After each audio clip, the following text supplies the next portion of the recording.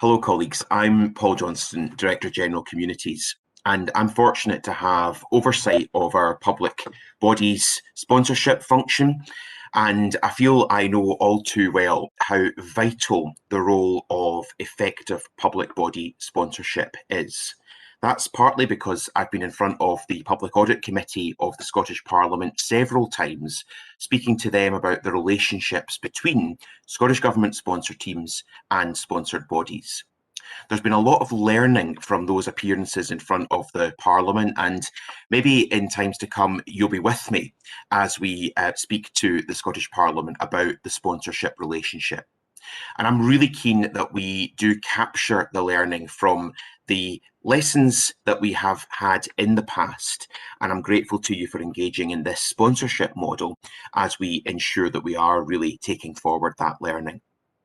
Back in the summer of 2019, I spoke with many of you about the 5 Cs, which to me captured much of the learning and really sum up the essence of the role of sponsorship really well. So I'm going to share those 5 Cs with you now, and I hope they'll be helpful as part of the learning today. The first C is compliance. It's really important to ensure that the organisation that you sponsor is working within its founding statute, regulations, and guidance. So what does the law say about the way in which your organisation has to operate, about how many board members there are, about how those board members will be appointed, about how long they will be appointed for? There must be compliance with the law. There must also be compliance with the Scottish Public Finance Manual and a whole range of other pieces of regulation that you'll be able to access in terms of your own body and also in terms of the general guidance that we have for public bodies. Please ensure that your body is compliant. The second C is capacity.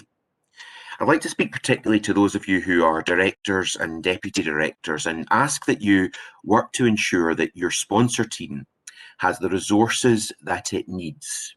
And in turn, I would like to ask sponsor teams to ensure that you support your public bodies to have the mix of board members and staff who have the skills and talent needed to support the body function effectively.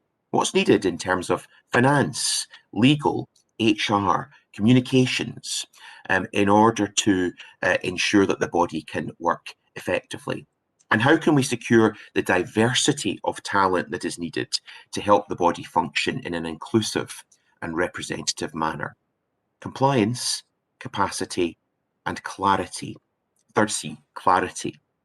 Governance and accountability arrangements really have to be clear, set out in a framework agreement which is monitored, reviewed, and updated on a regular basis. So can I ask, what's the framework agreement looking like between your team and the body that you sponsor? Has it been updated? And are the sponsor team members and the public body members clear about roles and responsibilities? And as part of the accountable officer responsibilities that I and others in the Scottish Government hold, there must be clarity about where there is delegation of responsibility and where there is escalation of any concerns to the accountable officer. If in doubt, I would say, don't worry about escalating a concern. I think I and other accountable officers would rather hear about any concerns you have about functioning of a body sooner rather than later. The next C is communication. It's vitally important to have clear lines of communication in place between the Scottish Government and the public body, including agreement as to the attendance at board meetings. Will the sponsor team or members of the sponsor team be at board meetings, and if so, in what capacity? And also, what will be the frequency and purpose of engagement between members of the sponsor team and the deputy director and the director, and the chief executive, the chair, and other board members? Really nailing down these points of communication, I think, can often help ensure that if there are issues, they can be dealt with quickly. My final C, and perhaps the most important one, is culture.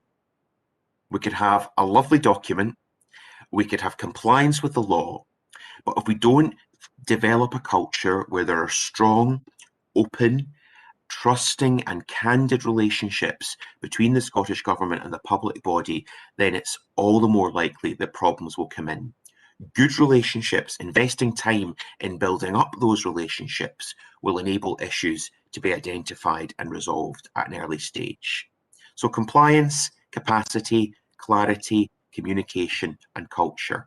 5 C's that I think will help as we work together to ensure clarity between the Scottish Government and public bodies. But in all of this, let's keep in mind why we're doing this work. Our public bodies play a vital role in delivering outcomes for people right across Scotland. And through effective sponsorship of those bodies, we can help ensure that they deliver to best effect. So thank you for what you're doing to support public bodies, and I hope you enjoy the rest of the module. Thanks very much.